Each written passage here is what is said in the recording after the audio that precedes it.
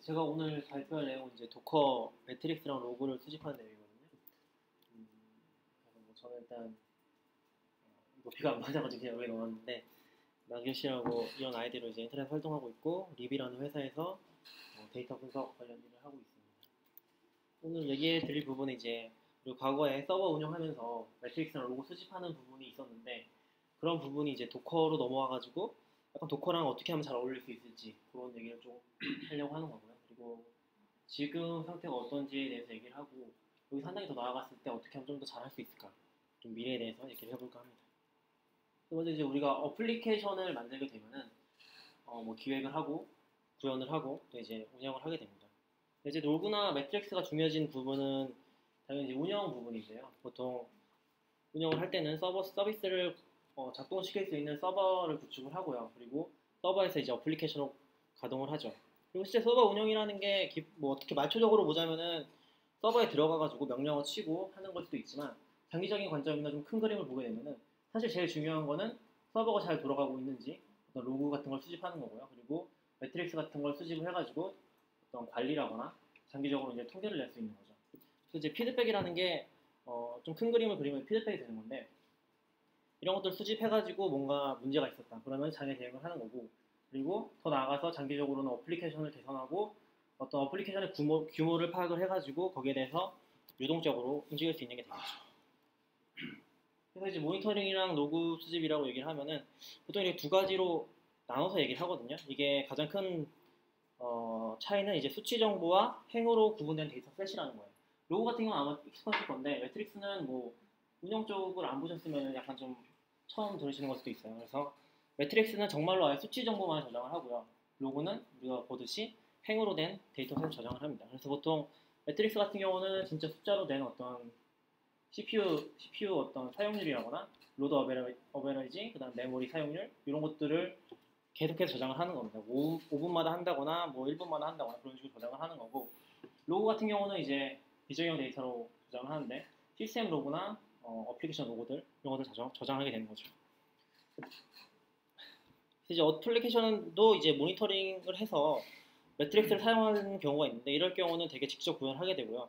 접속자 수나 이제 에러 수, 이미 수치들을 이제 수치로 된 정보를 매트릭스 데이터베이스 저장을 하는 거죠. 그리고 로고 같은 경우, 어플리케이션 로고 같은 경우는 이제 이것도 각자 포맷을 가지고서 직접 구현하게 됩니다.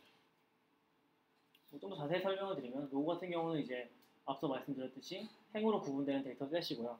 비진형 데이터이기 때문에 어플리케이션마다 독자적인 포맷을 사용합니다. 뭐 CSV나 XML, JSON을 사용하기도 하고 그냥 텍스트를 사용하기도 하고요. 그래서 통일성이 없습니다. 기본적으로.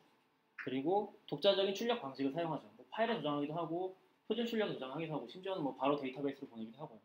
그런 부분이 없고 예를 들어서 아파치 로그를 좀 보면은 뭐 이런 식으로 해서 한 행의 어떤 IP 정보와 시간 정보 그리고 접속 메소드 그리고 쭉 뒤로 데이터가 나오겠죠. 그래서 이제 로그 수집 같은 경우는 보통 이런 툴들을 많이 사용을 하는데 시스템 로그 같은 경우는 시스로그라는 걸 많이 사용을 합니다. 그리고 어플리케이션 로그랑 이제 시스템 로그 다 되는 건데 플루언트 D나 로그스태시가 요새는 좀 많이 사용되는 것 같습니다. 로그 저장소로는 이제 앞서 말씀드렸다시피 이 비정형 데이터이기 때문에 뭐 몽고DB 같은 게 많이 사용이 됐고요. 최근에는 이제 일라스트서치 같은 걸 많이 사용하는데 이거 같은 경우는 바로 이제 형태소 분석을 해가지고 데이터를 저장하기 때문에 검색이 좀 더 나은 측면이 있습니다. 그리고 어떤 서비스를 이용하게 되면은 뭐 데이터 도구라거나 페이퍼 트레이 같은 데다가 바로 라우팅을 시켜가지고 집어넣게 되면은 서비스처럼 바로 웹에서 사용할 수 있는 거죠.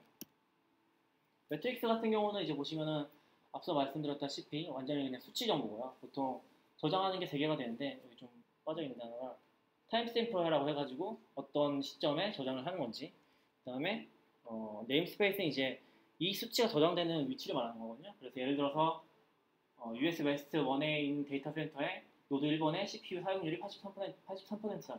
그럼 이런 식으로 저장을 하는 거죠. 1초 후에는 이제 50%다. 1초 후에는 또 3%다. 이런 식으로 해서 계속해서 수치 정보를 뭐 쌓아놓고 보내거나 계속해서 보내거나 이런 식으로 저장을 합니다. 보통 이제 이런 로그 수집 시스템으로는 다이아몬드나 센수, 문인, 플러티 같은 게 많이 사용이 되고요. 어플리케이션 같은 경우는 이게 자체 구현하는 게 뭐냐면은 보통 이제 로그랑은 달리 매트릭스 같은 경우는 직접적으로 보내는 경우가 굉장히 많아요. 왜냐면 실시간으로 관리를 하기 때문에. 그래서 보통 어플리케이션 자체 구현을 할 수도 있고 뭐 필요한 경우에는 플루언트 같은 거랑 연동을 해가지고 따로 보내는 것도 가능합니다.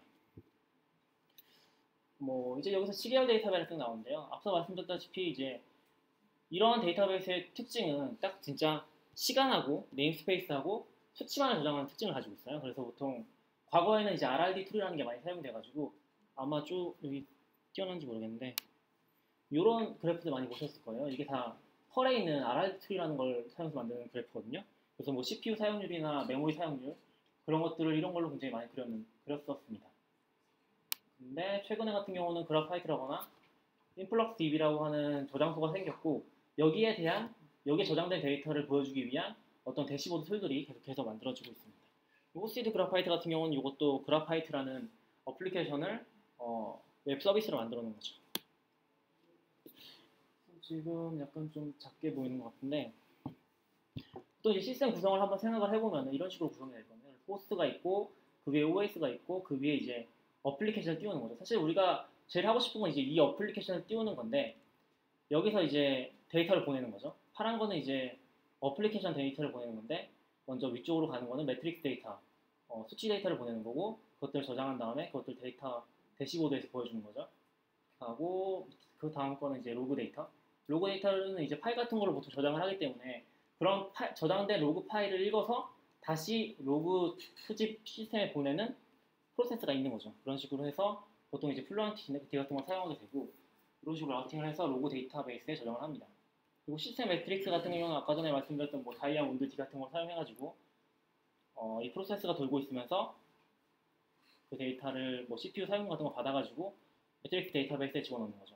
그리고 시스템 로그 컬렉터 같은 경우는 이제 시스로그 같은 걸 사용해가지고 로그 쪽으로 보내게 되는 겁니다. 이걸 이제 실제로 구성을 해보게 되면은 그림이 너무 작게 나오는데 네, 아까랑 앞에 거랑 이제 같은 거라고 보시면 되는데 달라진 건 이제 실제로 적용을 해본 거예요. 하나씩 웹 서버가 있고 그 아래는 이제 플루언트 D를 사용하고 다이아몬드 D를 사용하고 시스로그를 사용해가지고 실제로 어떤 식으로 보내는지를 나타내는 거죠. 그래서 이 노드가 두 개일 때 이런 식으로 해서 각각의 정보들을 적절한 위치에 보내게 됩니다. 그러면은 여기서 이제 그래파이트를 사용했고요. 그래파이트를 사용해가지고 저장이 되면 매트릭스 정보가 저장이 되면은 그걸 이제 그래파나라고 하는 툴에서 이렇게 그래프로 보여주게 됩니다. 그리고 아래 같은 경우는 이제 플루언트 D로 한 번 더 보내가지고 여기서 이제 라우팅을 해서 다시 한번 일렉서치 쪽으로 집어넣는 거죠, 데이터를. 그럼 로그 데이터들이 쭉 쌓이게 되고 그것들을 이제 키바나라고 하는 대시보드 툴에서 보여주는 겁니다. 그래서 이거는 이제 앞선 이 데이터 같은 경우는 이제 가상으로 구성을 해본 거고 이거는 실제로 구성을 하면 어떻게 될지 한번 그려본 겁니다. 그래서 이제 제일 중요한 부분은 이거는 이제 지금도 변하지 않는 부분인데 로그랑 모니터링의 핵심은 이렇게 2x2로 된다는 거예요. 그래서 첫 번째는 이제 시스템 로그가 있고 두 번째는 시스템 매트릭스가 있고 세 번째는 어플리케이션 로그가 있고 네 번째는 어플리케이션 매트릭스가 있는 거죠. 이 네 가지 정보를 어떻게 하면 잘 저장할 수 있을까 하는 게 아마 이런 시스템을 구성하는 데 있어서 가장 핵심이 아닐까 합니다.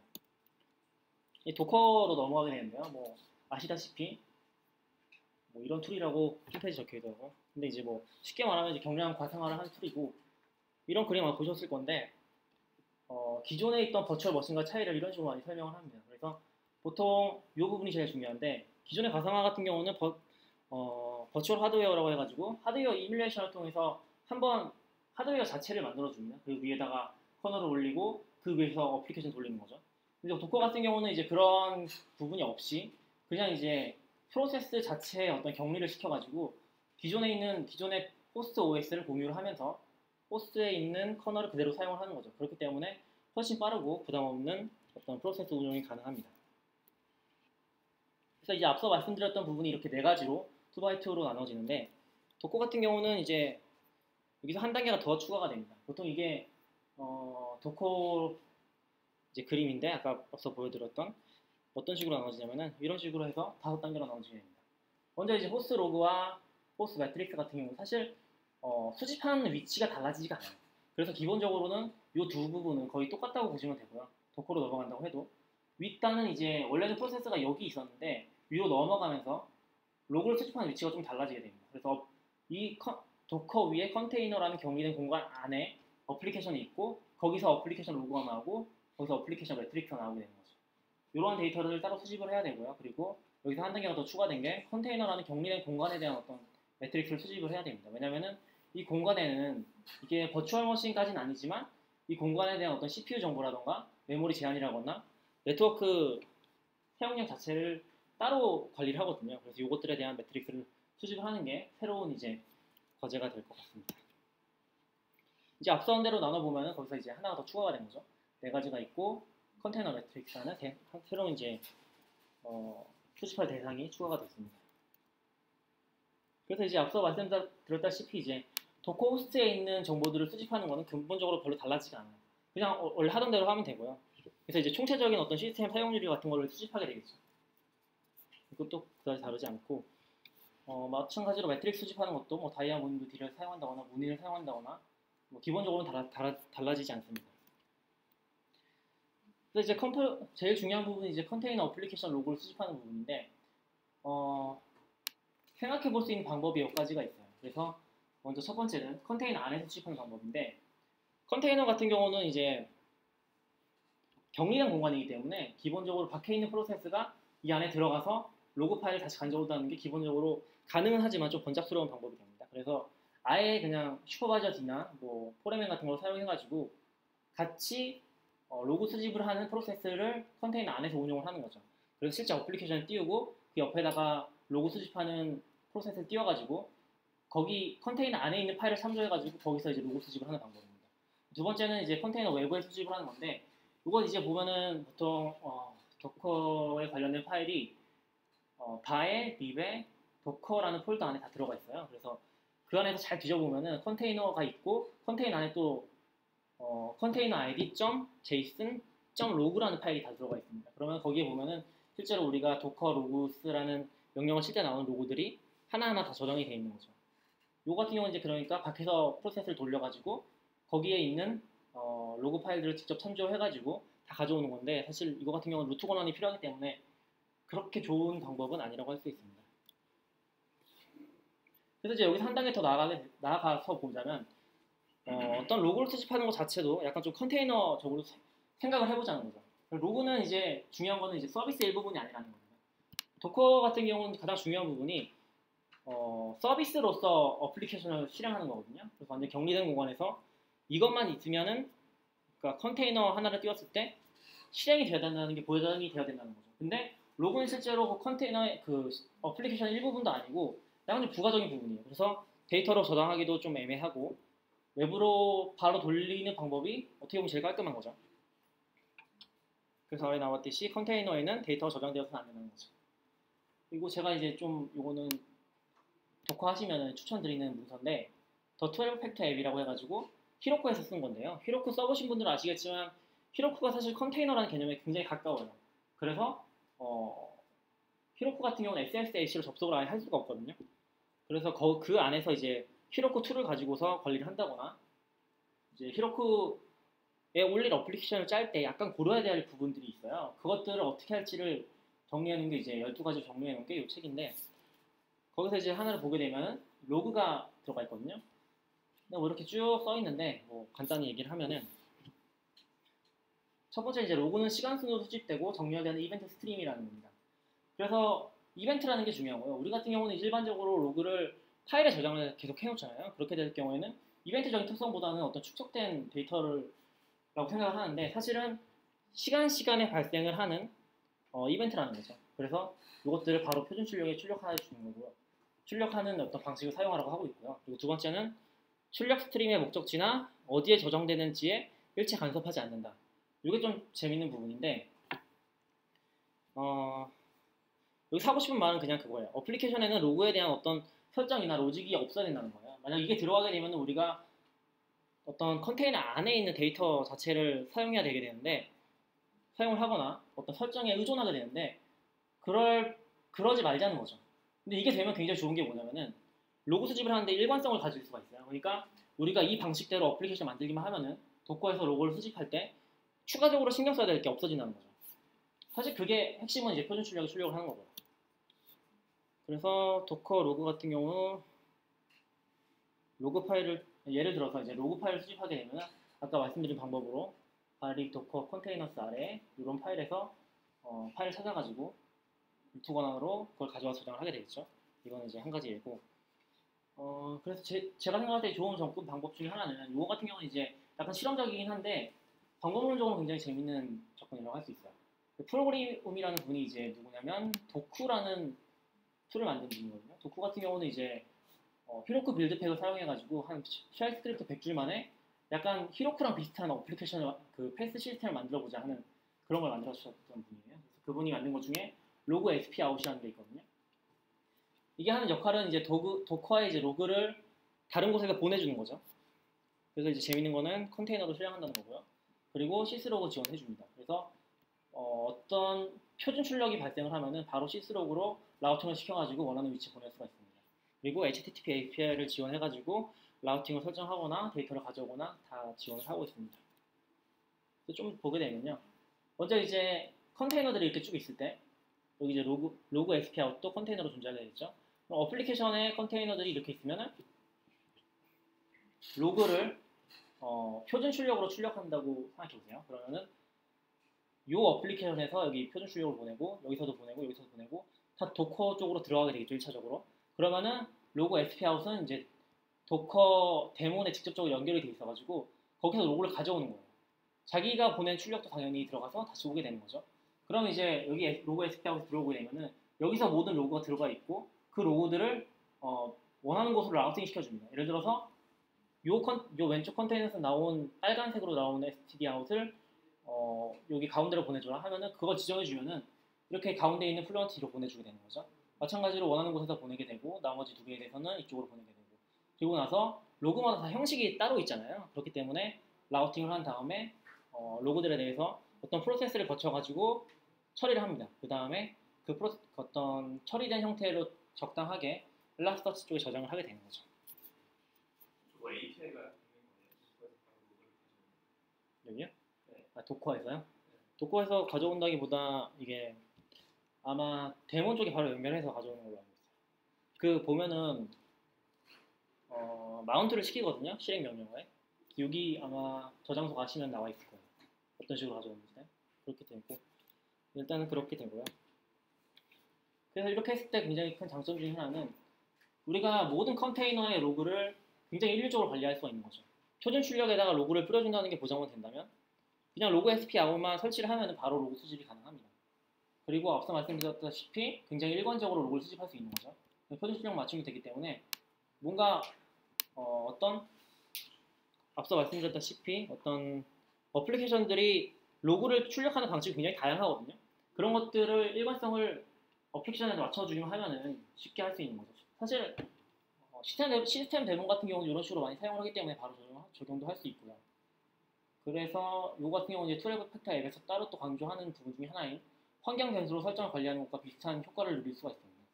단점 같은 경우는 이제 이 로그 수집을 하는 컨테이너에 문제가 생겼을 때 그걸 어떻게 관리할지 약간 좀 문제가 있고요. 그리고 직접적으로 어떤 바로 보내는 게 아니기 때문에 약간 딜레이가 있다고 합니다. 그리고 이건 이제 도커 쪽에서 문제가 되는 부분인데 도커에서 자체적으로 어떤 가져올 수 있는 출력이 두 가지밖에 없어요. 다른 걸 쓰게 되면은 그거 안 들어오게 되는 거죠. 그래서 이런 부분은 어플리케이션 설계할 때 잘 고려를 할 필요가 있습니다. 다음으로 이제 컨테이너 어플리케이션 매트릭스 부분인데요. 이것도 사실 기존과 크게 다르지 않아요. 왜냐면은 이거 같은 경우는 어플리케이션 자체적으로 구현하는 경우가 많기 때문에 어떤 시스템 매트릭스랑은 좀 다르거든요. 그래서 보통 어플리케이션 내에다가 매트릭스를 보내는 라이브러리를 집어넣어가지고 거기서 직접 호출해서 데이터를 보내게 되죠. 뭐 필요한 경우는 이제 파일로 저장을 해서 다른 수집기를 사용한다거나 그렇게 할 수도 있고요. 여기서 이제 추가되는 부분인데 컨테이너 모니터링이라는 부분이 아까 추가가 됐잖아요. 5번째 대상으로. 그 얘기를 좀 드리면은 이게 컨테이너가 들어가면 뭐가 달라지냐면은 컨테이너 같은 경우는 이제 가상 격리 공간을 제공을 하는데 기존의 버추얼 머신과 다른 부분은 이제 앞서 설명을 드렸고 그냥 이런 식으로 시그룹스라는 걸 사용해가지고 공간을 격리시키는 거예요. 근데 시그룹스에 대한 데이터들이 사실 요게 다 들어가 있어요. sys, fs, 시그룹스에 다 저장이 되어 있거든요. 요거 같은 경우는 이제 별도로 저장이 돼서 CPU 사용률이나 메모리 사용률을 여기서 관리를 합니다. 그리고 시그룹스에 대한 제한을 걸므로써 실제로 컨테이너에서 사용할 수 있는 리소스를 제한을 걸 수도 있죠. 수집이 가능하고 그리고 네트워크나 어떤 종료된 시간 같은 것들은 아직까지 이거를 이제 쉽게 할 수 있는 방법이 있는지 잘 모르겠는데 아무튼 여기를 참조하시면은 요 도커 블로그의 글인데 요게 대해서 좀 자세히 나와 있어요. 일단은 여기서는 다루지 않고요. 아무튼 이제 기본적으로 이제 C그룹스에 대한 데이터를 어떻게 수집할지 좀 얘기하겠습니다. 그래서 sys fs C그룹이라는 폴더에 들어가시면요. 이렇게 데이터들이 쭉 나옵니다. 그래서 이게 폴더 트리 구조인데요. CPU 아래 도커가 있고 도커 쪽 아래 보시면은 다 컨테이너들이 쭉 있는 거죠. 그래서 이 안에 들어가시면은 또 파일들이 있는데 거기에 이제 CPU 사용률이라거나 그런 정보들이 쭉 담겨 있는 겁니다. 유저도 마찬가지고 여기 밑으로 쭉 잘려서 지금 여기까지 나오는데 아무튼 대표적으로는 CPU랑 메모리 사용률 그리고 아마 그 두 가지였던 것 같아요. 그 두 가지가 있고 인터페이스에 대한 정보도 있었던 것 같은데 그러니까 네트워크 인터페이스 그 세 가지 정도가 대표적인 어떤 데이터가 될 것 같습니다. 그래서 C그룹스 데이터를 수집하는 방법은 몇 가지가 있는데요. 앞서 말씀드렸던 어떤 다이아몬드 D나 센스 같은 툴에서 컬렉터나 플러그인을 제공을 하고 있어요. 이것들을 바로 사용하셔도 되고 이것들 말고서 이제 고로 좀 누군가 만든 도커 매트릭스 D라는 게 또 있어가지고 여기서 거기에 있는 데이터들을 바로 가져오는 방법도 있습니다. 다이아몬드 D 같은 경우는 그냥 기본 플러그인으로 들어가 있기 때문에 설정 파일에서 이렇게 설정만 해주시면 돼요. 근데 제가 했을 때는 요거는 잘 작동을 안 하더라고요. 요거는 잘 들어가는데 좀 확인이 필요하고 도커 쪽으로 이제 좀 최적화를 해서 뭔가 어떤 컬렉터라는 게 새로 만들어질 가능성도 있고 필요하면 만들어 쓰는 방법도 있을 것 같습니다. 그리고 이제 도커 매트릭스 D 같은 경우는 플루언트 D로 추가적인 연결이 필요한데요. 지금 이거 같은 경우는 그냥 HTTP API를 제공을 하거든요. 설치를 하고서 이게 지금 도커 매트릭스 D 주소가 되겠죠. 그 주소를 치면은 이런 식으로 데이터를 뿌려줍니다. 데이터를. 그래서 매트릭스가 있고 메모리 데이터가 쭉 있어가지고 이런 식으로 쭉 나오게 되죠. 여기서 CPU 데이터 있고 인터페이스 데이터 있고 기본적으로 그렇게 사용을 하고 요걸 이제 사용을 하려면 진짜 플루언트 D 같은 걸 플러그인 써가지고 이런 데이터를 어떻게 가져올지 좀 공유를 해가지고 적용을 해야겠죠. 그래서 이제 최종적인 모습은 이렇게 될 걸로 생각이 됩니다. 먼저 이제 아까랑 비슷한데요. 호스트가 있고 우분투가 있고 이제 추가로 달라진 거는 이제 도커가 들어간다는 거죠. 도커가 들어가야 되고 여기 시스로그랑 다이아몬드 D랑 매트릭스 D 같은 경우는 매트릭스가 추가된 거고 아까랑 비슷하게 구성이 되는 거죠. 그 위에서는 이제 어플리케이션들이 있는데 웹 워커라는 어플리케이션이 있고 웹서버라는 어플리케이션이 있을 때 이것들을 다 로고 SP 아웃에 데이터를 보내가지고 여기서 바로 플루언트 D로 데이터를 보내게 됩니다. 여기 파랗게 나가는 거는 이제 매트릭스 데이터들이 들어가게 되는 거고요. 그리고 아래쪽에서는 이제 각자 필요한 곳으로 데이터를 보내게 되는 거죠. 그래서 뒷부분도 아까랑 거의 비슷합니다. 그래서 이런 것들이 좀 많을 때 노드가 많아지면 어떤 식으로 되는지 그려본 거고요. 거의 뭐 이것도 마찬가지로 그냥 노드가 두 개가 돼서 각자 이렇게 보내주는 거죠. 그래서 그런 데이터를 취합을 해가지고 여기서 볼 수 있는 거죠. 그래서 결론을 보게 되면은 도커 호스트 시스템 로고 같은 경우는 뭐 달라진 게 없어요. 그냥 호스트 로고에서 sys 로고나 sys 로고 ng 같은 거 사용하면 되고요. 도커 호스트 시스템 매트릭스 같은 경우는 호스트에서 다이아몬드 D 같은 거 그대로 사용하시면 됩니다. 그리고 컨테이너 어플리케이션 로고 같은 경우는 표준 출력으로 옮기는 게 뭐 좀 도커스럽지 않을까, 도커다운 방식이 아닐까 좀 생각을 하고 있고요. 아마 요거는 표준 출력으로 기록을 하는 거는 도커 보시면 계속 보게 될 거예요. 왜냐하면 로그스라는 영역 자체가 표준 출력을 가져오는 거기 때문에 여기서 합의를 보는 게 굉장히 좀 일관성 있는 방법이 될 것 같고 다른 방법으로는 제이슨 파일을 수집하거나 이건 아까 말씀드린 요 방법이죠. 이렇게 되는 거고 컨테이너 어플리케이션 매트릭스 같은 경우는 뭐 이것도 마찬가지로 원래 하던 대로 하면 될 것 같아요. 이거 같은 경우는 거의 달라질 게 없을 것 같고 그 다음에 마지막으로 추가가 된 부분은 컨테이너 매트릭스 자체. 이거 같은 경우는 이제 다이아몬드 D나 도커 매트릭스 D를 사용해가지고 어쨌건 중요한 건 C그룹스의 데이터를 수집한다는 거예요. 그래서 만약에 다른 툴이 있으면 다른 툴을 사용해도 되겠죠. 그래서 이제 만약에 우리가 이러한 모니터링이 전부 다 포함된 도커 베이스 이미지를 구성한다고 하면은 이런 식으로 구성이 되겠죠. 우리가 컨피규레이션 매니지먼트 툴을 사용해가지고 뭐 셰프나 안시블 같은 걸 사용해가지고 어떤 베이스 이미지 작성을 하면은 베이스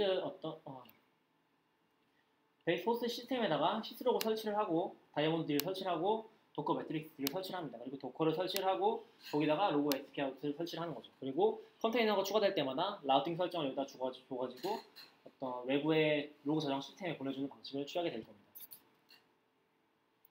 데모를 간단하게 할 건데요. 데모 같은 경우는 일단 일라서치랑 키바나랑 이런 어떤 로고 시스템 자체 간단히 보여드리고 달라지는 부분들 다이아몬드 D 잠깐 설명하고 그다음에 실수 로고 NG랑 로고 SP하고 간단히 보여드릴 생각입니다. 잘 될지 모르겠는데 거의 준비를 해놔가지고 아마 금방 끝날 것 같아요. 저 질문 하나가 있는데 네. 데모를 하시는 게 그 도커 드라이버는 기존 네이티브 라이브 컨테이너를 쓰시는지 아니면 LXC 아마 립 컨테이너를 쓰겠죠? LXC가 아니라 그냥 예. 그냥 립 컨테이너 최신 버전은 그냥 똑같았기 때문에 예. LXC는 아닌 걸로 알고 있어요. 그리고 제가 포장해놓은 게 같은 경우도 그냥 디지털 오션을 쓰거든요. 아까 제가 올려놓은 건데 보시면 아래다가 이제 제가 매트릭 서버랑 앱 서버를 두 개를 올려놨어요. 그래서 매트릭 서버 세팅을 하고 앱 서버에서 데이터들을 한번 이쪽으로 보내볼 겁니다. 여기서 넘어가서 이게 지금 여기 보시면 서버거든요. 이거 글자는 잘 보이시죠? 이 서버가 돼가지고 제가 지금 서버 쪽으로 들어온 거예요. 그러면 제가 여기다 미리 세팅을 하기 위해서 피그 파일을 만들어 놨어요. 이 피그 같은 경우는 이제 도커 컨테이너들을 로컬에서 여러 개를 띄울 때 간단히 세팅을 미리 해놓는 툴이거든요. 그래서 레스트를 보게 되면 이런 식으로 구성이 됩니다. 그래서 그냥 간단히 설명드리면은 위스퍼랑 카본 캐시랑 그래파이트 웹 같은 건 다 이제 그래파이트를 실행하기 위한 백단이고요. 그리고 이게 좀 웃긴 게 그래파이트를 대시보드로 쓰는 그래파이트를 백단으로 쓰는 대시보드가 이제 그래프 하나라는 건데 이걸 사용하려면 이제 일라스서치라는 게 필요해요. 그래서 이렇게 연결해놨고 그리고 일라스서치 자체에서 이제 로고를 수집할 때 그걸 보여주기 위한 대시보드로 키바나를 사용을 하겠습니다. 제가 이제 여기 나오는 이제 이미지들은 다 박아놨거든요. 미리 세팅을 해가지고 그래서 도커 이미지스를 보면은 이렇게 다 들어가 있고요. 이걸 가지고서 피그업을 하면 바로 실행이 됩니다. 바로 실행이 됐고요. 그러면은 이제 여기가 제가 IPA를 보면은 128.199.142.234거든요. 그러면 제가 여기서 미리 띄워놨는데 바로 보시면은 이게 이제 수치 데이터를 수집하는 플랫폼이거든요. 그래파나라고 해가지고 그래파이트라는 데이터 CAL 데이터베이스에 저장을 한 데이터를 여기서 이제 불러오는 거죠. 그리고 이거는 이제 일락서치에 저장된 데이터를 불러오는 툴로 이제 키바나라는 거고요. 여기서 이제 로그 데이터들을 가져와가지고 검색하고 볼 수 있도록 만드는 거죠. 이런 식으로 구성이 되고요. 실제로 데이터를 보내보도록 하겠습니다. 그래서 제가 이제 피그 설치랑 일라서치 셋업까지 다 끝난 거고요. 다음 대식으로 보여드렸고 그러면 앱서버는 이제 여기까지가 이제 매트릭 서버 설정이 끝난 거고 앱 서버로 넘어가서 다이아몬드 D를 보여드리겠습니다. 그래서 이것도 제가 설치 방법이 쭉 있는데 이건 이제 슬라이드 올려놓을 거고 설치를 미리 해놔가지고 바로 실행시키면 될 것 같습니다. 그래서 아래쪽에 보시면은 중요한 설정이 기본적으로 이제 그래파이트라는 데이터베이스에 저장을 하기 때문에 그걸 세팅을 해줘야 되고요. 그리고 이 호스트를 그쪽으로 옮겨줄 필요가 있습니다. 호스트를 아까 전에 그래파이트랑 그래파나를 설치한 호스트로 바꿔주면 되고요. 나머지는 뭐 일단 설정이고 그 다음에 수직 간격 설정을 해주고요. 5초마다 설정하는 걸로 기본으로 300초가 돼 있을 거예요. 그리고 이건 C그룹스는 그 다음에 할 건데 요 메모리 C그룹스랑 CPU C그룹스를 에네이블 해주면 됩니다. 그래서 제가 이제 여기서 앱서버로 넘어가면 이게 지금 앱서버거든요. 그러면은 제가 PC에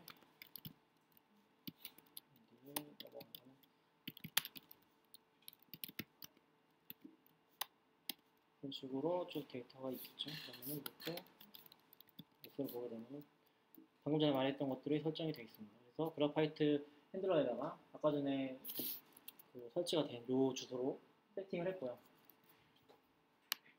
포트 설정해주고 여기 그 그 C그룹 데이터 수집하는 것들 enable을 시켜줬습니다. 그 다음에 뭐 추가적인 거 뭐 기본 설정 그대로 사용을 했고요. 그러면 제가 실행을 해보겠습니다. 서비스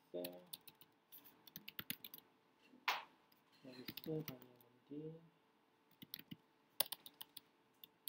저번 주에 도커로 가만히셨어요. 그 얘기 할 거예요. 그래서 이제 이거 같은 경우는 이제 다이아몬드 D 같은 경우는 앞서서 얘기했다시피 매트릭스 데이터 수집을 하는 거예요. 뭐 CPU 데이터라거나 메모리 데이터라거나. 그래서 이제 그래파나라는 그래파이트 저장이 되고 그래파이트에서 이제 불러오게 되는데 이건 뭐 기본으로 나오는 랜덤 데이터를 보는 거고요. 그래서 에디터에 들어가서 랜덤 데이터 다 지워버리고요. 얘도 쿼리를 하게 되면은 기본적으로 카본이라는 게 있고 서버라는 게 지금 제가 저거를 실행시켰기 때문에 지금 들어온 거예요. 요 아까 다이아몬드 D 데이터를 실행시켰기 때문에 그러면 서버를 누르고 쭉 보면은 앱 서버가 지금 들어가 있죠. 그리고 여기서 이제 데이터들이 쭉 나오는데 예를 들어서 뭐 디스크 스페이스 같은 걸 본다고 하면은 디스크 스페이스 누르고 그냥 별표로 하면 다 선택한 거거든요. 여기서도 다 선택을 해버리면은 데이터가 이런 식으로 쭉 나오게 되죠. 이거는 뭔가 좀 이상한데. 이거는 뭔가 조금 이상하긴 한데, 예. 17C? 17C. 아, 맞구나. 네, 지금 방금 전부터 수집된 걸 알 수 있죠. 17C 2분 30초부터 5분 데이터를 나타낸 거고, 이렇게 해서 계속 데이터가 쌓이는 거예요. 뭐 다른 걸 보면은 CPU를 보면은 다이아몬드가 그래파나랑 이미 다 플러그인 제공해서 그냥 그쵸. 아까 전에 그래파이트 서버만 설정을 해주면은 핸들러라는 걸 설정만 해주면 이렇게 데이터가 바로 들어가는 거예요. 그래서 이제 두 서버 간에 있는 데이터들을 지금 두 서버가 있는데 매트릭스 서버에다가 엑 서버에서 보내고 있는 데이터를 바로 저장이 되고요. 바로 확인이 됐고 그 다음에 보여드릴 거는 이번 시스로그 엔진을 사용해가지고 시스템 데이터를 보낼 거예요. 시스템 매트릭스를 그래판으로 보낼 거고요. 이것도 제가 여기 사용할 세팅이 위에는 설치하는 방법이고요. 밑에는 이제 세팅인데 사실 시스로그 엔진은 굉장히 좀 좋은 툴이에요. 오래되긴 했는데 이런 소스 설정 같은 게 굉장히 자유롭고 거의 유닉스에 있는 웬간한 거 다 가져올 수 있기 때문에 세팅해 주시면 좋고요. 이렇게 세팅하고 어떤 목표 지정을 주는 거죠. 그럼 여기서는 이제 같은 호스트에 5140이라고 주고 있는데 이걸 이제 플루언트 D라는 걸 써가지고 시스로그 데이터를 받아가지고 어떤 일라스터치로 보내는 작업을 할 거예요. 그래서 로그 같은 경우는 이제 실제로 두 개 지정해 놓고서 소스를 여기서 받아서 여기다 보내라고 지정을 하는 거죠. 그렇게 지정을 하면 되고 그래서 제가 이것도 설치는 미리 해놨고요. cd 다시 들어가서 보면 뭐 같은 내용이 나오는 거죠. 좀 나오고 이것도 그대로 실행을 하겠습니다. 실행.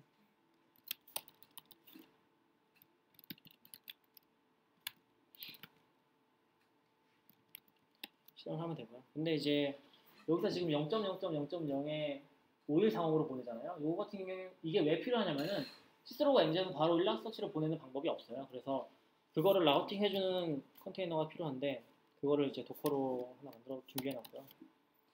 도커에 이미지스에 보면은 제가 TD 에이전트를 설치해놨거든요. 라쿠요스의 TD 에이전트에 sys-log2 엘라스터치라는 게 있어요. 그래서 이거를 사용할 거고요. 제가 미리 썼는데 안 나오네.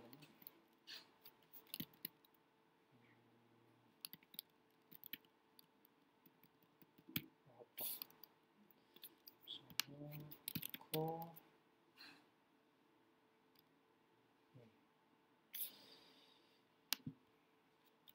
그거는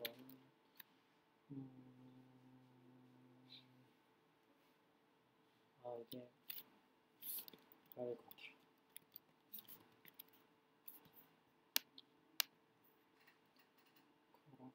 그렇게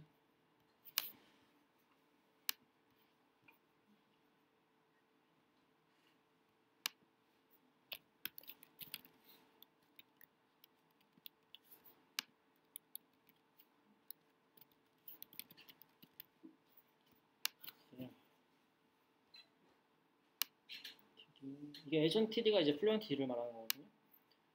제가 뭘 기억이 안 나냐면 이제 환경 변수를 설정을 해야 되는데 요것들을 설정을 해야 됩니다. 근데 이게 소스트가 있고 이게 소스트만 바꿔주면 되겠네요. 이게 소스트 바꾸고 시스로그 포맷을 사용을 안 할 거고요. 그래서 도커 run in US 호스트는 아무리 이대로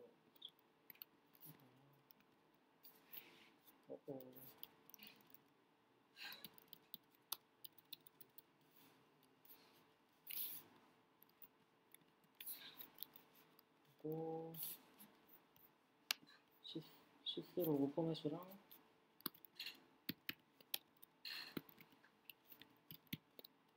이것은 제가 이거는 우유화 시키기 위해 쓰는 거고요.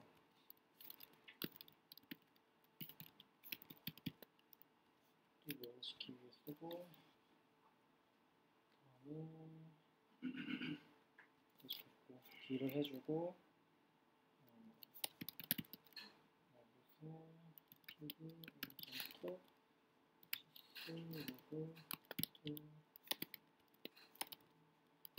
일라스틱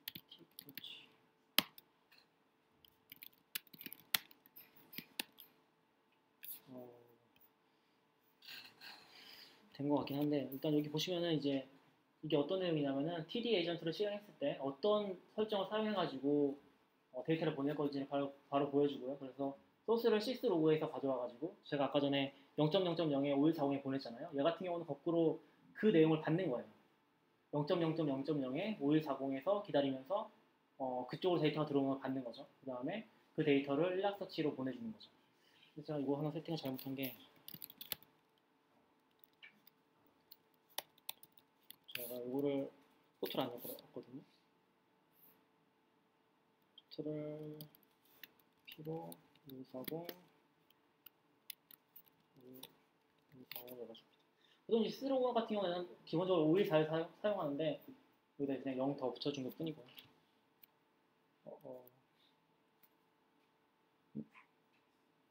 뭐 잘못했지? 여기요? 그로브스 G36A 똑같이 됐죠. 그러면은 잘 들어가면 좋겠는데 안 들어가면 그냥 넘어갈게요. 그래서 여기 키바나로 들어온 건데요. 여기는 이제 일락서치의 데이터를 저장하는 공간이거든요. 그럼 여기서 이제 설정이 안 된 대시보드를 하나 불러오고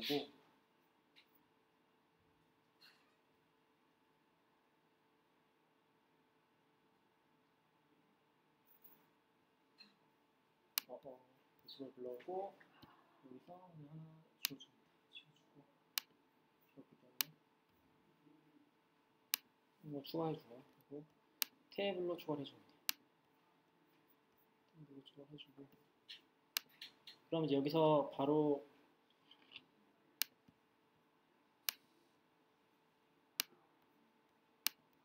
데이터를 볼 수 있는데 지금 안 넘어오는 것 같아요.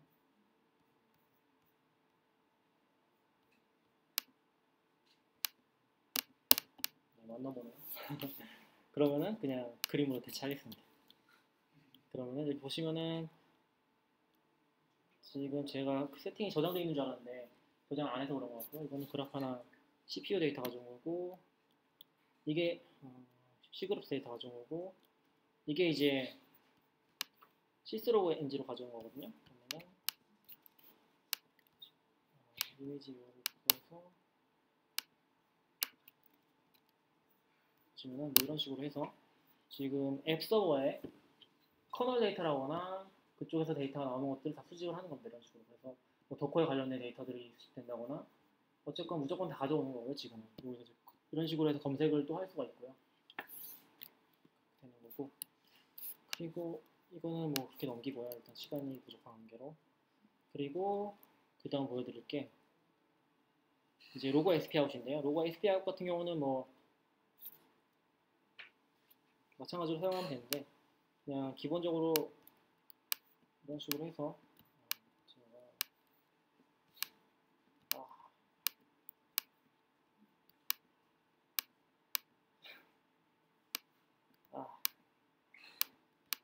이걸 잘 안 쓰다 보니까 여기까지만 할게요.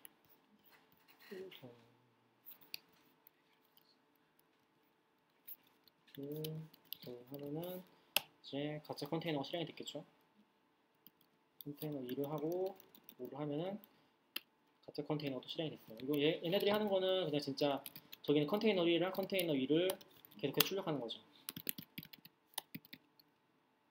이게 아니구나. 해시 데이터 치면 A05 C 계속 출력하는 거고 1초마다 이걸 이제 옆으로 붙어있어 안 보이겠네요. 아무튼 이제 저런 식으로 출력을 해주고 컨테이너 2는 이제 컨테이너 2를 계속 출력하겠죠. 그럼 이제 이것들을 어떻게 볼 수 있냐면요. 로고 이제 SPOut이라는 게 그걸 사용할 거거든요. 그러면은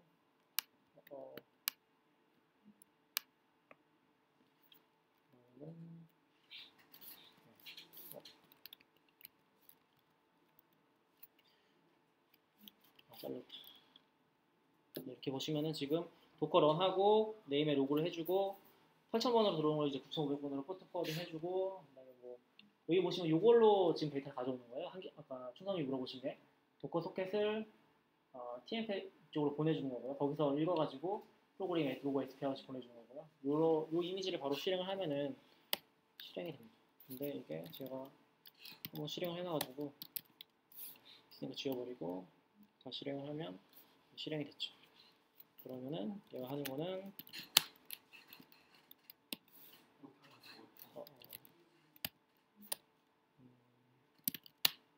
잠시만요.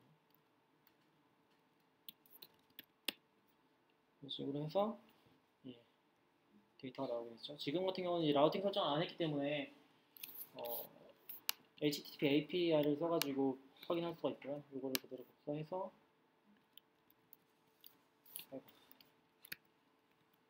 복사를 하면은 왜 안 들어가 있지? 8,000이네. 네, 이런 식으로 해서 데이터들이 쭉 나오는 거죠.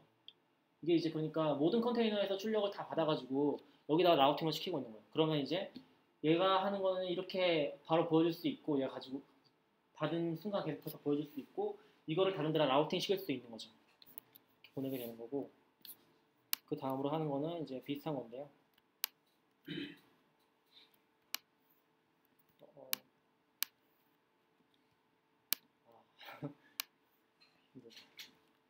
이렇게 하고 제가 정신이 없네요. 제가 이제 여기서 sys로그라는 걸 지정을 하면은 잠시만요. sys로그 여기 보시면 0.0.0.5141이라고 되어 있잖아요. 이거는 이제 앞에 거랑 분리를 하기 위해서 했는데 이것도 지금 잘 안 될 것 같아서 바로 넘어갈 거긴 한데 여기서 0.0.0.0.5141을 주면요. 이렇게 실행을 하면은 보시면 아시겠지만 모든 로그를 지금 여기 이런 식으로 들어오는 모든 로그를 여기다 라우팅을 시키는 거예요. 그러면은 이제 아까 전에 보여드렸던 여기 밑에도 똑같이 여기 보시면은 이런 식으로 비슷한 설정이 돼 있어요. 여기 아니구나.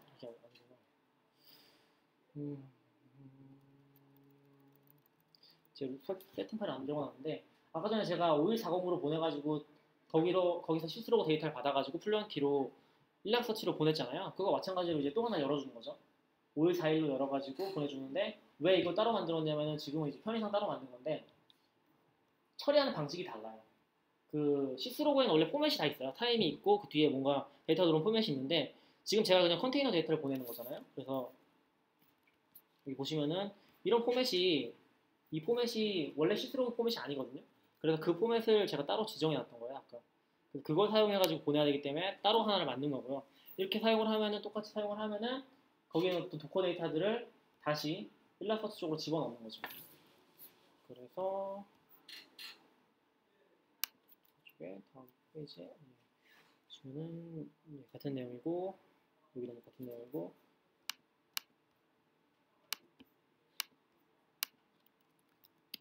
지금 이번에는 컨테이너 데이터들, 컨테이너 아이디랑 컨테이너 네임이랑 거기서 어떤 내용이 나왔는지 이런 식으로 쭉 들어가게 됩니다. 마찬가지로 네임스페이스만 잘 지정해가지고 분리해 놓으면은 거기서 들어가서 검색을 하면은 뭐 다양하게 사용할 수 있겠죠. 일라서치 때문에 검색은 굉장히 잘 되고요. 이런 식으로 해서 이제 데이터를 보내는 거죠. 그리고 여기까지 한 거고요. 이게 뭐 사실 데모할 내용이었는데 중간에 이제 제가 좀 용량을 빼먹어가지고 보여드리진 못했고, 어쨌거나 이제 그렇게 됐습니다. 그렇게 됐는데 이런 식으로 이제 데이터를 수집을 하면 되는데, 사실 여기서 한 단계 더 나아가고 싶은 게 아까 충선미 얘기했던 왜 이거는 이제 도커로 안 만들었을까 하는 부분이거든요.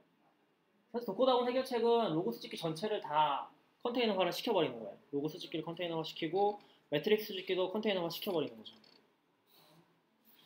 그래서 앞서서 뒤에서 얘기한다고 하는 내용이 이런 내용인데, 호스트에서 돌려한 수집기들, 도커 호스트 시스템 로그, 도커 호스트 시스템 매트릭스, 그리고 컨테이너 매트릭스, 이런 것들은 이제 특성상 호스트에서 돌렸는데 그것들을 좀 도커 위로 올리고 싶은 거죠.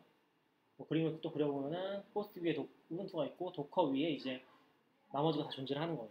웹서버가 있고 로그 SP 아웃이 로그 데이터를 보내고 시스로그가 있고 다이아몬드 D가 있고 매트릭스 D가 있고, 얘네들이 도커 위에서 데이터를 보내는 거죠. 그래서 이제 도커만으로 구성을 하게 되면은 아까랑 다르게 이제 도커 위에서 모든 데모는 다 들어가게 됩니다. 그래서 뭐 방식이 어떻게 바뀌냐면은 이것들이 이제 호스트 위에 들어왔다가 다 도커로 넘어가게 되는 거죠. 기본적으로 굉장히 심플한 모델이고요. 장점은 이제 뭐 잘 아시겠지만 도커의 장점이 스테이트레스한 수집 시스템을 만들 수가 있고요. 컨테이너로 로그 수집 시스템을 추상할 수가 있어요. 그렇기 때문에 컨테이너로 어떤 수집기들을 다 분리해 놓을 수가 있어요. 원래는 이제 호스트상에서 분리가 안 된 상태로 존재하는 거기 때문에 서로 영향을 끼칠 수도 있고 뭔가 바꾸고자 할 때 생각지 못하는 문제들이 생길 수 있거든요. 근데 이제 그런 부분들이 굉장히 스무스하게 진행이 되겠죠. 근데 이게 사실 잘 되지 않아요. 왜냐면 뭐 컨테이너 문제 생겼을 때 대응은 뭐 말할 것도 없고, 필요한 거는 이제 컨테이너 정보가 아니라 호스트 정보거든요. 근데 우리가 일반적으로 컨테이너 내에서 정보를 수집을 하면은 호스트 정보가 안 들어와요. 호스트에 접근하려면 프리빌리지라는 또 옵션을 줘야 되는데 그거를 해도 호스트에 있는 정보를 다 가져오지를 못해요. 그렇게 했을 때 몇 가지 제약이 걸려 있고, 뒤에서 또 얘기할 건데 제약이 걸려 있고, 그걸 우회하는 방법을 사용하면 굉장히 또 이해하기가 복잡해지거든요. 그래서 문제가 되는 건 이제 호스트 정보를 어떻게 좀 깔끔하게 가져올 수 있을까, 그리고 호스트 정보를 정말 가져올 수 있을까 하는 문제가 많이 나와 있습니다. 그래서 이제 여기서 이제 이런 데서 제시한 방법이 이렇게 좀 글씨가 깨졌는데, 볼륨 그 옵션을 사용해가지고 호스트에 있는 프로 폴더, 여기에 사실 데이터들이 거의 다 들어가 있거든요. 그 매트릭스 데이터들이. 그럼 이거를 여기다 보내면은 이런 수집이 가능하지 않을까 하는 얘기를 했어요. 근데 굉장히 좀 안타까운 거는 가능하지만 일단 로그 수집 모드를 전부 다 바꿔야 돼요. 근데 이게 일관적이지 않고, 다이아몬드 D 같은 경우도 플러그인을 보면은 그냥 이 프로그램이라는 게 추상화되어 있는 게 아니라 다 하드코딩되어 있는 경우가 굉장히 많아요. 왜냐면 굉장히 간섭적인 사용법이기 때문에. 그래서 이런 부분들이 다 바꿔야 되기 때문에 진짜 복잡해지고요. 그리고 아직은 이제 비현실적인 해결책이라고 할 수 있겠죠. 네, 뭐 여기까지고요. 그래서 이제 장기적으로 그렇게 가면 좋겠다는 건데 당장 뭐 힘들다, 그런 얘기입니다. 그래서 일단은 그런 정도로 생각을 해봤습니다. 좀 질문 있으면 받겠습니다. 질문 하나 있는데, 네. 도커 컨테이너로 실행하는 컨테이너 데이터 발생시키잖아요. 네. 그 발생한 데이터는 제가 도커 데모를 실행할 때 준 스토리지 드라이버에 제가 지정한 거에 쌓이게 됩니다. 컨테이너와 쌓은 데이터요?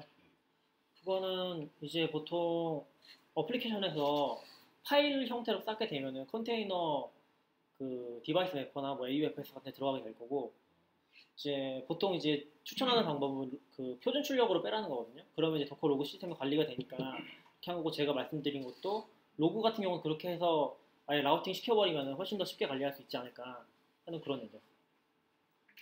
그러면요, 예. AUFS 디바이스 매퍼랑 제가 뭐 어떤 걸 지정할지에 대한 무슨 기준이 있나요? 일단은 디바이스 AUFS 같은 경우는 지금 원래 표준이었거든요. 그러니까 도커 사용할 때 표준이었는데 그게 제가 듣기로는 맞는지 모르겠는데 디프리케이트 됐어요. 그러니까 작년부터 디프리케이트 상태였고 그냥 사용할 수 있을 뿐이고, 그리고 디바이스 매퍼를 빨리 지원했던 거는 CentOS에서 AUFS가 아마 안 될 거예요. 그래서 디바이스 매퍼를 지원을 하고 아마 CentOS에서 실행할 때는 바로 디바이스 매퍼를 사용할 거고요. 그리고 또 하나가 AUFS가 굉장히 느려요. 거기다 쓰기 작업을 하면은 굉장히 느립니다, 일단. 그래서 디바이스 매퍼가 좀 더 낫고, 그리고 이제 데이터 같은 경우는 그래도 디바이스 매퍼가 그 네이티브보다 느리거든요. 그래서 무조건 볼륨을 사용하라고 하고 있어요. 그래서 우리가 이제 볼륨을 해서 호스트를 연결시키건 안 시키건 그 볼륨을 한 폴더는 디바이스 매퍼나 AFS에 안 들어가고 그냥 VFS라고 해가지고 EXT 폰데 그냥 버추얼 시스템으로 연결이 된 거거든요. 근데 그거는 네이티브 시스템 그대로 사용할 수가 있어요. 그래서 읽기나 쓰기가 굉장히 빠르기 때문에 데이터는 그렇게 분리해서 쓰는 걸 권장하고 있습니다. 네. 혹시 BTRFS는 추가하는 TLFS는 이제 선택권이라고 생각을 하는데 일단 속도 면에서는 뭐 잘은 모르겠어요. 저도 잘 안 봐가지고 BTRFS 쪽은 어떤 메리트가 있는지 잘 모르겠어요. 아까 전에 도커 컨테이너에서 네. 호스트 시스템 정도를 수집하는 게 최종 목표라고 하셨잖아요. 목표라기보다는 그렇게 가면 좀 깔끔해지지 않을까. 네. 일반적인 가상화 중에서 보면 VM에서 시스템적으로 호스트에 접근한다는 개념 자체가 사실은 서비스의 영역이기 때문에 그렇게 구현이 안 하잖아요. 그렇죠. 도커 컨테이너에서 호스트로 접근할 수 있다는 건 말 그대로 이제 서비스로 제공해주는 어떤 영역에서 보완적인 이슈가 될 수도 있을 것 같거든요. 그런 컨셉을 어떻게 왜 생각하게 되시는지 궁금해요. 일단 아까 말씀드렸다시피 이 그림을 보시면은 그게 사실 얘기가 맞는 거고요. 그래서 이게 색깔이 다르잖아요. 일단은 저게 이제 특별한 컨테이너가 되겠죠. 예를 들자면 어떤 특별 권한을 기본적으로 가지고 있어야 되고 아까 전에 말씀드렸다시피 이제 호스트에 프로 폴더를 이제 마운트한다거나 그런 게 해야 되는데 이거를 생각한 거는 이제 어차피 필요한 부분이고 이렇게 이제 컨테이너가 시켜놨을 때 설치 같은 부분에 대해서 뭔가 크게 신경 쓸 필요가 없어지거든요. 그런 부분이 있기 때문에 그게 훨씬 깔끔하다고 저는 생각을 했어요. 기본적으로. 근데 이제 뭐 아까 전에 얘기한 것처럼 뒤에 있나? 이런 식으로 구성을 하는 것도 사실 어렵진 않거든요. 왜냐면 그냥 셰프 같은 걸로 다 세팅해 놓고서 쓰면 되는 거기 때문에 사실 난이도의 문제라기보다 그냥 일관성의 문제로서 이렇게 하면 더 맞지 않을까. 또 하나가 있다고 한다면은 지금 좀 재밌는 문제 중에 하나가 코어 OS 같은 경우는 무조건 모든 걸 다 도커 컨테이너로 실행시켜야 돼요. 기본적으로 OS 자체에 뭔가 지원하는 게 별로 없기 때문에 그것도 그런 매트릭스 시스템 자체도 어떤 컨테이너에 올려야 되는데 그랬을 때 수집을 가능하게 하는 게 굉장히 중요한 문제라는 거죠. 네. 그런 문제가 있기 때문에 약간 이렇게 갔을 때 좀 낫지 않을까 생각을 했던 거고요. 사실 어느 쪽이 더 우월하다고 생각한 건 아니에요.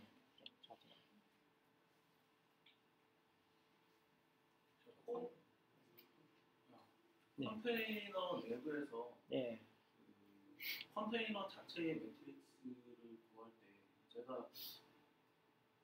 제가 한 프로젝트에서 컨테이너 내부의 CPU 사용량을 정확히 알려고 하는데 메모리나 CPU 사용량을 정확히 알려고 하는데 그 호스트에 있는 것들이 수집이 되더라고요. 뭐 어떤 라이브를 쓰든 제가 직접 프로그램을 뒤져서 하든가 그러니까 예를 들어서 컨테이너의 메모리를 30메가로 제한을 줬다고 했을 때뭐 프리 명령을 때려보면 30메가 아니라 호스트에 있는 메모리가 그대로 출력이 된다거나 그런 것들이 있거든요. 컨테이너의 매트릭스를 좀 더 정확하게 알 수 있는 것들이 기본적으로는 아까 말씀드렸던 C그룹 데이터를 직접 수집을 해야 되고요. 그리고 제가 알기로는 그걸로 되긴 하는데 그게 완벽한지까지는 모르겠거든요. 근데 일단은 C그룹으로 추상화가 되어 있기 때문에 거기서 지금 주는 데이터를 믿는 거 외에는 딱히 방법이 없을 것 같아요. 저희 같은 경우에는 이제 컨테이너 내부의 리소스 모니터링을 하는 데몬이 네. 밖에 호스트에 있는 게 아니라 컨테이너 내부에 있거든요. 그래서 내부에서 프로세스 단위로 얼마큼 사용하는지 확인을 하고 실제로 컨테이너 메모리 총 몇 분의 몇을 사용했는지 뭐 그런 정보들이 필요한데 컨테이너 내부에서는 C그룹 데이터를 볼 수 있는 방법이 없죠. 없고 네. 아마 그게 잘 안 될 거예요. 네. 뭐 그냥 컨테이너 그 리소스 정보들이 정확하지 그러니까 호스트에 있는 것들이 대부분 나오고 프로세스 단위로는 수집할 수 있지만 전체는 안 되는 것 같아요. 혹시 그게 맞는 것 같아요. 지금 제가 들은 것도 제가 몇 가지만 해보고 왔는데 일단 컨테이너 안에서 수집한다는 것 자체가 제약도 많고 호스트랑 꼬여 있는 걸로 알고 있어요. 말씀하신 대로. 그래서 일단은 가장 지금 상황에서는 C그룹 데이터 수집하는 게 정확할 것 같고 그 안에서 하려면은 뭔가 대책을 강구해야 될 것 같아요. 그런 시그룹 데이터를 우회시켜서 가져오는 방법이라거나 그런 방법이 필요할 것 같아요. 한 가지만 더. 네. 제가 저 같은 경우는 이제 분산 플랫폼 내에서 도커를 사용하는 걸 하고 있어요. 근데 얀을 이용해서 도커를 띄우거든요. 얀이 뭐죠? 하드 얀. 예. 네, 하드 얀에서도 C그룹을 저도 이제 C그룹에 대해서 이제 지식이 많지 않다 보니까 C그룹을 마운트 시키는 게 있더라고요. 그래서 양이라는 게 기본적으로 이제 분산 플랫폼의 리소스를 할 수가 있거든요. 네. 그래서 도커에서 할당된 C그룹에 할당된 자원을 어떻게 그 C그룹 자체를 컨트롤할 수 있는 방법 같은 게 있나요? 일단 제가 잘 이제 몰라가지고 네. 뭐 정확히는 모르겠는데 일단 그걸 보려면은 제 생각에는 립 컨테이너 쪽을 보셔야 될 것 같은데 립 컨테이너 쪽이나 그쪽에서 그러니까 립 컨테이너나 LXC라는 게 별게 아니라 그것들이 아랫단에 있는 커널 어떤 명령들을 다루는 거잖아요. 뭐 C그룹도 마찬가지고 그렇기 때문에 거기 있는 어떤 C그룹 어떤 명령 같은 것들을 보면서 뭐 외부에서 C그룹 직접 사용해가지고 제한을 건다거나 물론 이제 도커 자체에 있긴 한데 그것들이 이제 만족하지 못할 정도면 그런 걸 사용해가지고 좀 접근을 해야 될 것 같아요. 액세스를 해야 될 것 같아요. 그런 게 그 방법이 제일 맞을 것 같긴 한데 일단은 그렇습니다. 뭔가 그 정도 하려면 소트를 봐야 될 것 같아요. 프롬 디렉토리가 앞에서 쓰는 건데 아까 전에 말씀드렸지만 그게 가능한 것 같더라고요. 근데 다이아몬드 뒤에 보면은 플러그인들이 쭉 있잖아요. 그럼 거기에 보면은 프로그로 직접 적혀 있는 게 굉장히 많아요. 그러니까 프로그로 우리가 그 어떤 게 있냐면은 제가 이게 왜 안 되는 거냐면은 그러니까 호스트에 프로그램 폴더가 있잖아요. 근데 그거를 컨테이너에 마운트를 시켜야 되잖아요. 프로그램 안 되니까 예, 프로그램 안 돼요. 그래서 그걸 다른 이름으로 줘야 되는데 그런 거 줬을 때 이제 그것들을 다 일일이 바꿔야 되는 거죠. 그것들을 아직까지 깔끔하게 할 수 있는 방법이 없는 거죠. 그랬을 때 또 다른 부분들이 문제 깨질 수 있고 별로 좋은 방법은 아니라는 거죠. 네, 네 그렇습니다. 네, 더 질문 없으시면 마치겠습니다.